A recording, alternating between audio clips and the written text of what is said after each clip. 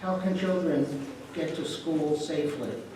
There's a lack of sidewalks, or even of a sidewalk. Some places, no sidewalks on the same side of the street. Students have to cross the street to use the sidewalks.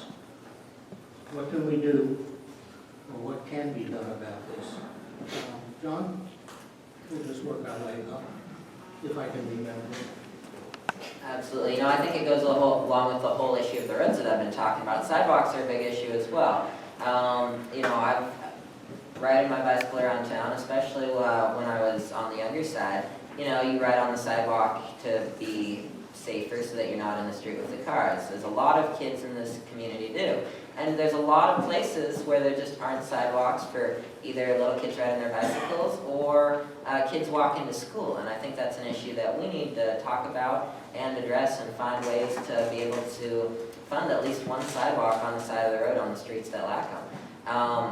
Also, there's a lot of places in town where the sidewalks are just a disaster and they present a hazard for children. Bicycling with big bumps or with tree roots that have lifted the sidewalk up. And I think those are things that we need to address and take care of. So, thank you. Okay. I'm not going to play fancy anymore. Okay. Yeah, we've kind of been working on this at the council level. We started a bit of a sidewalk fund. It's not as big as it could be or as big as it needs to be to do like what the goal is to have a sidewalk on at least one side of every street.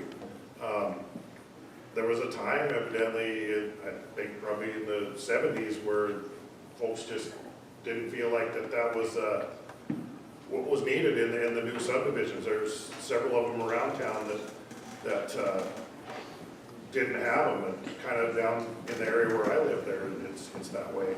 But of course now we've put the street standards in where sidewalks are a part of everything that's new. So that's something that we've found that point that or reached that point that where we decided it's important enough to make it a part of every new development. And we've in the past taken advantage of the Safe Routes to School program, which I believe now is a Community Choices program, and we're going to start seeing some changes. I think next summer they're talking about around the junior high there, where a lot of different stuff as far as how the sidewalks and traffic calming, as Catherine talked about earlier. I look forward to seeing how these will work, and I think it's going to make things look a lot nicer down there too.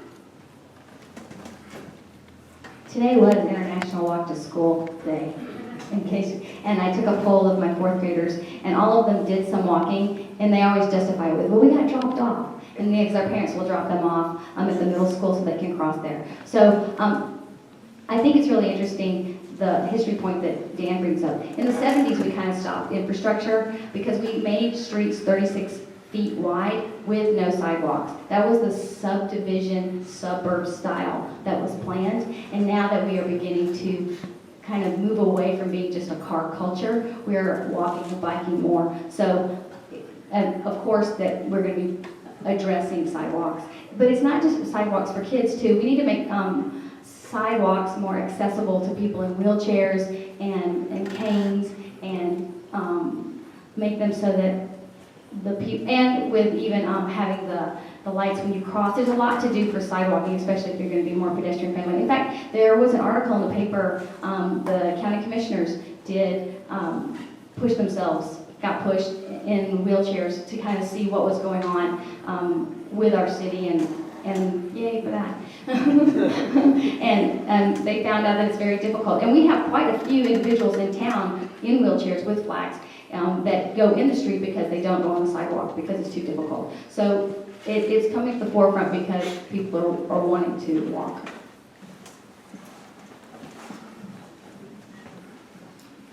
In my office at home where I have all my city stuff, I have on the wall a big map that shows where all the missing sidewalks are in Moscow, and there's quite a few of them. And what Catherine and Dan bring up, the point that back in the 70s when when we all drove cars around because gas was 23 cents a gallon, we didn't need a sidewalk because we drove everywhere. Everybody had a car. And that's, we don't need to walk anymore because we have cars.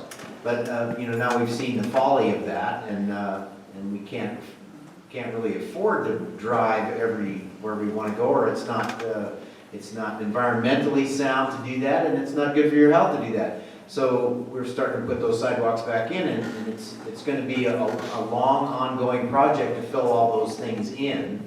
And it's mostly about money. It's not about we don't want to do it, or we're balking because it's not aesthetically pleasing. It's that we don't have the money to do it. And we made a lot of progress with the curb cuts around town, and things have improved in the sidewalks. There've been a lot of there's a sidewalk improvement project that you can apply for help with fixing your sidewalk where the roots have pushed it up or it's been cracked. But it's going to be a long, involved process. It's going to take a number of years to get all those sidewalks filled in. Thank you, Lowell.